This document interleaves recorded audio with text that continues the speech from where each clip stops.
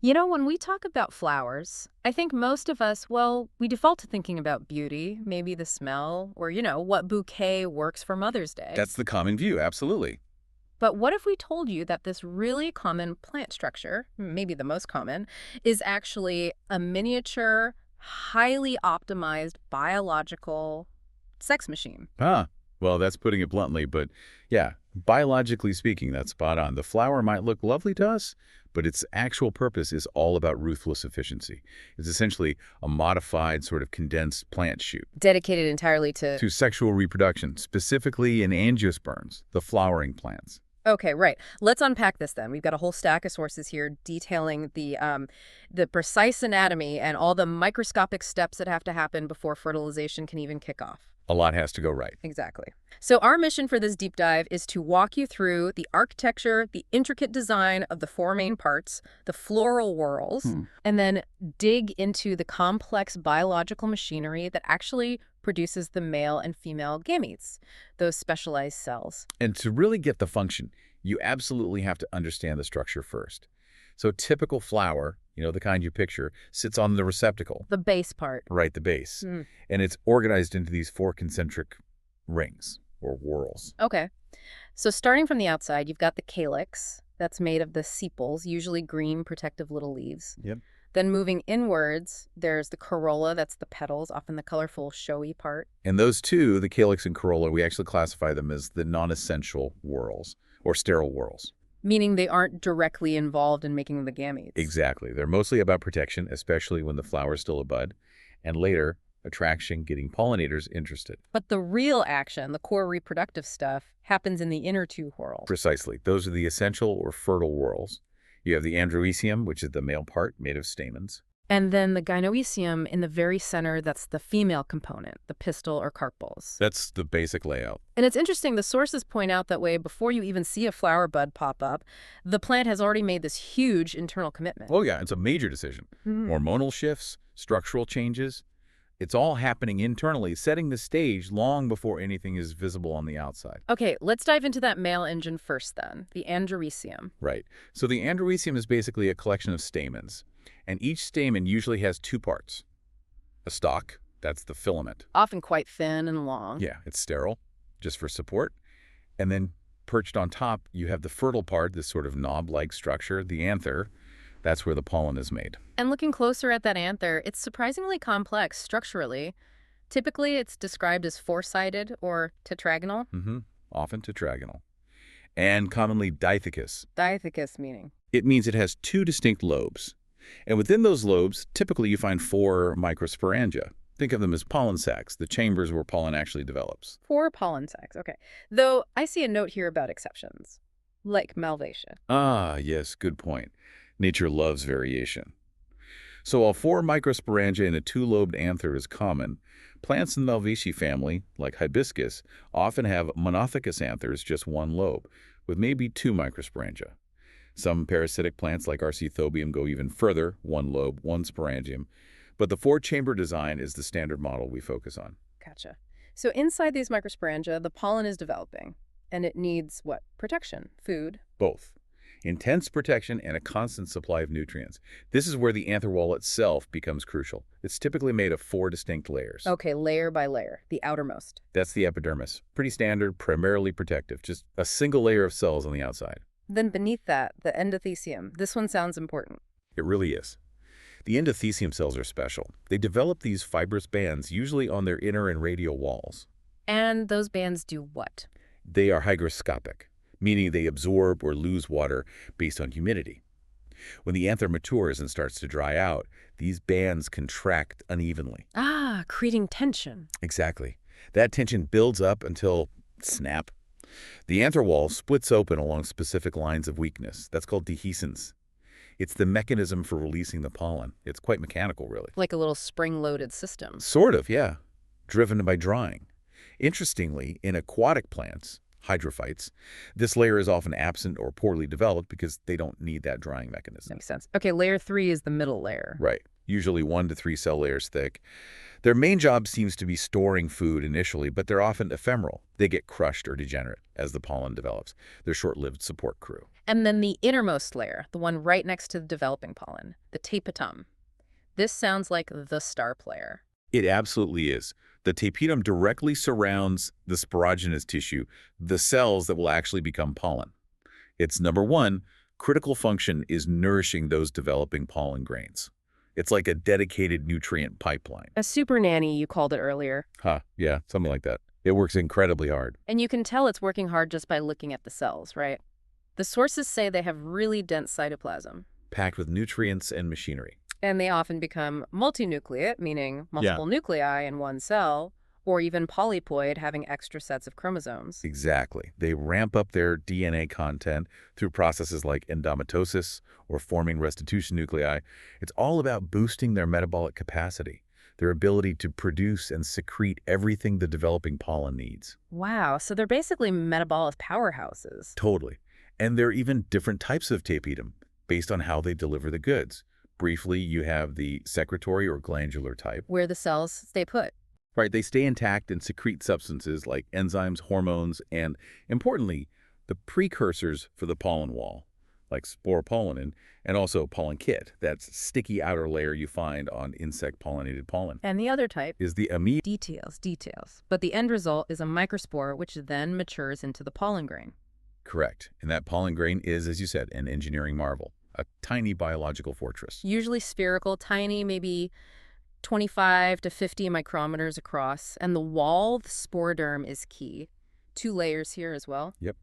The outer layer is the exene, and this is where we find that incredible substance we mentioned, sporopollenin. This stuff is just wild. You have to emphasize how resistant it is. High temperatures, strong acids, strong alkali, nothing seems to touch it. It's considered one of the most resistant organic materials known. No enzyme has been found that can reliably degrade it. It's chemically inert, incredibly durable. And that's why pollen fossilizes so well, right? It lasts for millennia. Absolutely. That extreme resistance is a huge evolutionary advantage. Sporopollenin basically gave the male Gametophyte the armor it needed to survive drying out, to survive dispersal through the air away from water. It was critical for conquering land. Allowed plants to move their reproduction away from needing water, like ferns and mosses do. Exactly. It enabled the massive diversification and spread of angiosperms across virtually all terrestrial environments. And the outer surface of the examine, the ectexine, has all these intricate patterns and sculptures. Hugely variable and species-specific. That's why palynology, the study of pollen, is such a powerful tool. You could identify plants from their pollen alone, which is invaluable in forensics, archaeology, understanding past climates, even allergy studies. Okay, so that's the tough outer exene, but it can't be a complete seal, can it? How does the pollen tube get out? Good point. There are specific areas on the exene where sporopollenin is thin or completely absent. These are the germ pores or apertures. That's the designated exit point for the pollen tube when the time comes. Dicots often have 3 pores, hence tricolpate. And inside the exene? You have the intine. It's a thin, continuous layer right up against the pollen cell's plasma membrane, made of cellulose and pectin, much less resistant than the exene, more like a typical plant cell wall. So this pollen grain, this fortress, what's its significance beyond just plant reproduction? Well, practically speaking, pollen is packed with nutrients. Proteins, carbohydrates, fats, vitamins. That's why it's harvested and sold as nutritional supplements, often marketed to athletes or even for racehorses. Never thought of that. But there's a downside too, isn't there? Allergies. Oh, absolutely. For many people, pollen is a major health hazard. Those proteins on the pollen surface, particularly the ones carried by the wind, trigger allergic reactions, hay fever, asthma. Plants like Parthenium hysterophorus or carrot grass, which is an invasive weed in many places, are notorious for causing severe allergies. Right. And finally, a crucial factor for this tiny structure. How long does it last? Viability.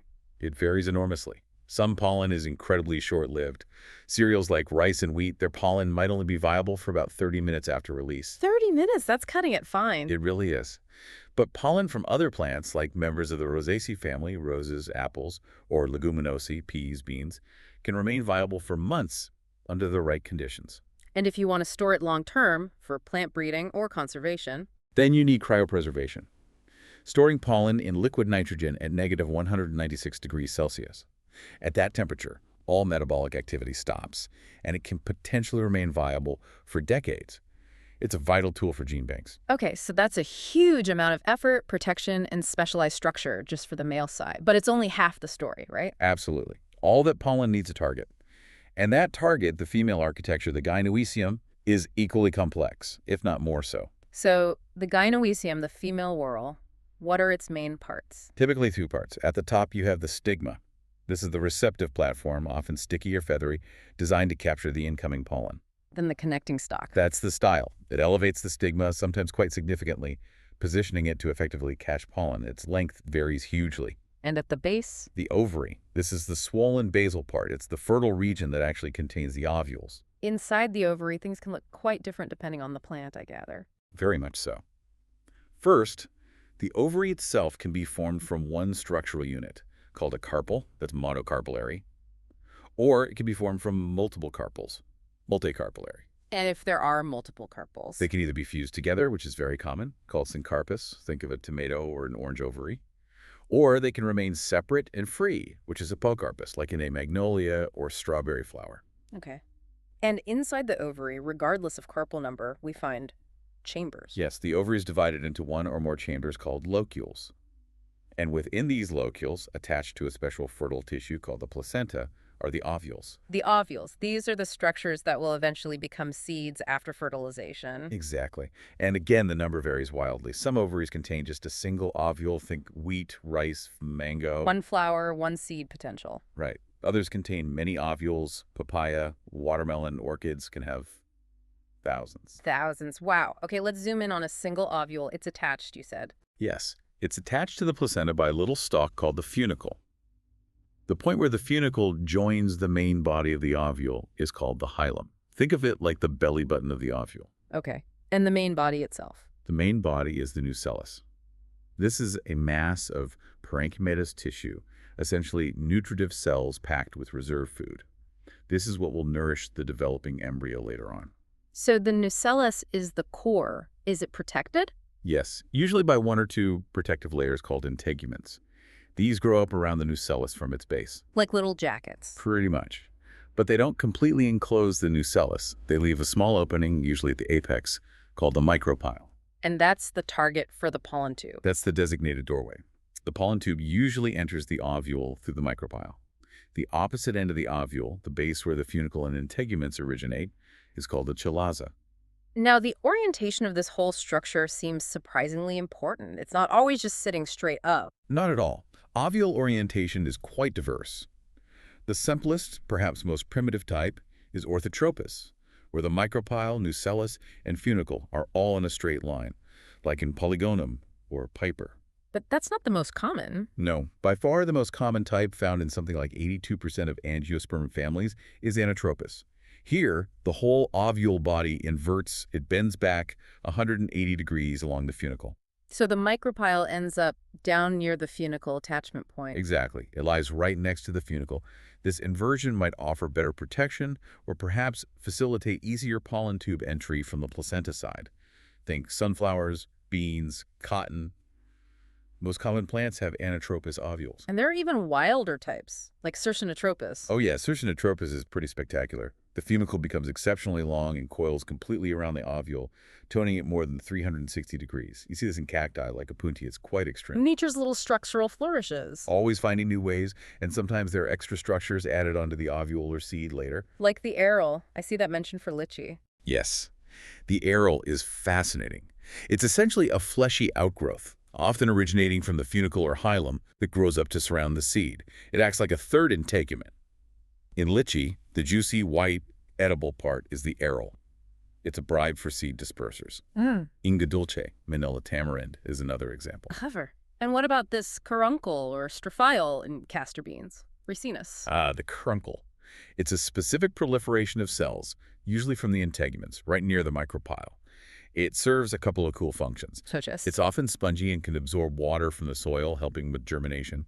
But in castor, it also secretes sugary substances. Why would it do that? To attract ants. The ants are drawn to the sugar, they pick up the seed, carry it off, eat the caruncle, and discard the seed elsewhere. It's called myrmecochory seed dispersal by ants, another clever evolutionary trick. A sugary bribe for transport. Amazing. And one more structure, the obturator. Right, the obturator isn't always present, but it's often an outgrowth from the placenta or the funicle that helps guide the pollen tube towards the micropyle, like a little signpost. So much complex architecture just setting the stage.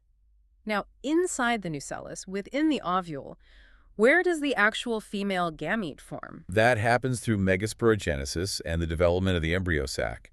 It starts with a single cell within the nucellus, often near the micropyle, differentiating into an archosporial cell, which then becomes the megaspore mother cell, or MMC. Similar to the male side, an MMC diploid. Yes, diploid. And just like on the male side, this MMC undergoes meiosis. Producing 4 haploid cells. Correct. Meiosis produces 4 haploid megaspores, typically arranged in a line, a linear tetran. Okay, 4 megaspores. What happens next? Does it vary? It can, but the most common pathway, the one found in the vast majority of angiosperms, is called the monosporic polygonum type. Monosporic meaning? Meaning only one of the 4 megaspores survives and develops further. Usually the 3 megaspores closest to the micropyle degenerate, the one furthest away towards the chalazal end, becomes the functional megaspore. So 3 die off, 1 survives. What does that one functional megaspore do? Its nucleus undergoes 3 rounds of mitosis. But importantly, these are free nuclear divisions. The nucleus divides again, and divides a third time, but cell walls don't form immediately. So you end up with one large cell containing 8 nuclei? Exactly. One large cell with 8 haploid nuclei floating around in the cytoplasm. Then the cell walls form. Then cytokinesis, or cell wall formation, occurs, organizing these 8 nuclei into a very specific structure, the mature female gametophyte, or embryo sac. And the final layout is typically 7-celled and 8-nucleated. Wait, 8 nuclei but only 7 cells. How does it work? Good question. Here's the layout. At the micropylar end, 3 nuclei get walled off into 3 distinct cells. One is the crucial egg cell, the female gamete itself. Flanking it are the 2 synergids. Together, these 3 form the egg apparatus. Okay, 3 cells, 3 nuclei used up at that end. What about the other end? At the opposite end, the chalazal end, another 3 nuclei get organized into 3 antipodal cells. Their function is less clear, often considered vegetative, and they frequently degenerate before or shortly after fertilization. Right, so that's 6 cells and 6 nuclei accounted for.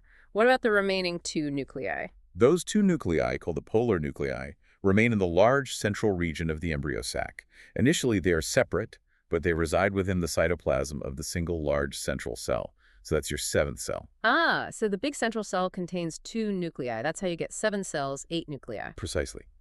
And often, just before fertilization, those 2 polar nuclei fuse together to form a single diploid nucleus called the secondary nucleus or definitive nucleus. Okay, that's the final layout. Now, you mentioned the synergids flanking the egg cell. Are they just bodyguards? They're much more than that. The synergids play a critical role in guiding the pollen tube. They develop a special structure called the filiform apparatus. Filiform apparatus. Sounds technical. It looks like a series of finger-like projections of the cell wall extending into the synergid cytoplasm, massively increasing the surface area. Its main job is to secrete chemotropic substances. Chemicals that attract. Chemicals that attract and guide the pollen tube. It acts like a chemical beacon, ensuring the pollen tube grows precisely towards the egg apparatus and enters one of the synergids correctly.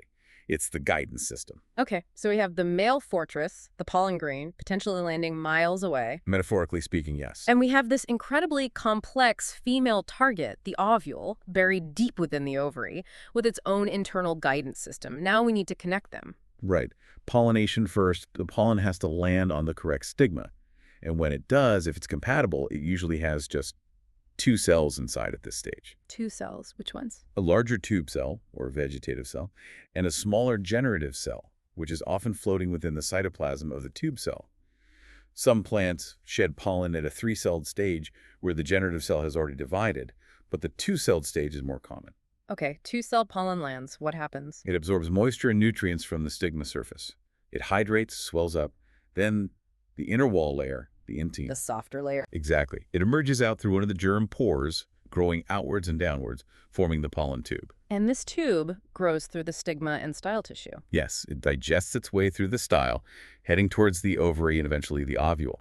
It's carrying the generative cell nucleus and its own tube nucleus along with it, usually near the growing tip. Was this tube actually seen? It sounds tiny. It was. First observed way back in 1824 by G.B. Amici studying Portulaca, a major discovery. And its growth isn't random.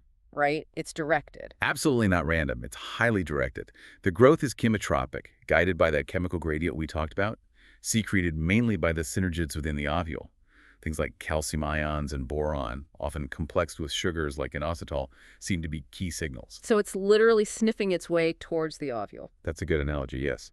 And the growth is apical. All the growth activity happens right at the very tip of the tube. This tube can get pretty long, can it? Depending on the styling. Oh, incredibly long relative to the pollen grain size. The longest known pollen tube is found in zea, maize, or corn. The corn silk is the style, and it can be many, many centimeters long. That pollen tube has to grow all the way down that silk to reach the ovule at the base. An amazing journey. Wow. And what's happening with the generative cell during this journey? As the pollen tube grows down the style, or sometimes even before it starts growing, the generative nucleus divides by mitosis. Mitosis, so no change in chromosome number. Correct. It divides once to form two distinct male gametes, or sperm cells. These are non-modal. They don't have tails or anything. They are entirely dependent on the pollen tube for transport. So the pollen tube becomes this delivery vehicle carrying two sperm cells. Exactly. The pollen tube, containing the two male gametes and the disintegrating tube nucleus, follows the chemical trail, usually enters the ovule via the micropyle, Guided by the filiform apparatus. penetrates one of the two synergids, and then ruptures, releasing its precious cargo, those two male gametes right next to the egg cell and the central cell, ready for the next crucial step, fertilization. #outro. So we've taken quite the journey ourselves in this deep dive. We started with the flower as, just something pretty. An aesthetic object. Right, and we've unpacked it to see this incredibly detailed, meticulously structured reproductive machine.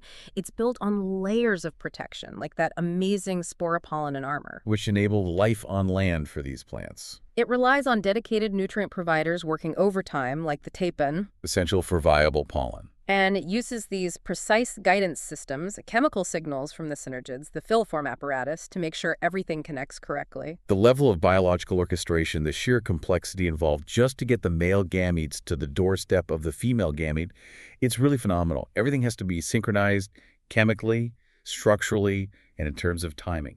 And thinking about that timing, we mentioned earlier how fleeting pollen viability can be. You said 30 minutes for plants like rice and wheat. Shockingly short, yeah. So that brings up a final thought, maybe something for you, the listener, to consider. Given all this complexity we've discussed, the intricate structure of the ovule, the absolute necessity of those chemical signals from the synergids for guidance, and the often incredibly short lifespan of the pollen itself, what precise environmental factors, what timing, what subtle cues must align perfectly out there in nature to ensure that synchronization happens? How does the most successful, most widespread group of plants on Earth manage to pull off this incredibly delicate meeting time and time again? It's a testament to evolutionary fine-tuning, isn't it? Yeah, A lot has to go right. definitely something to mull over. That's all for this deep dive.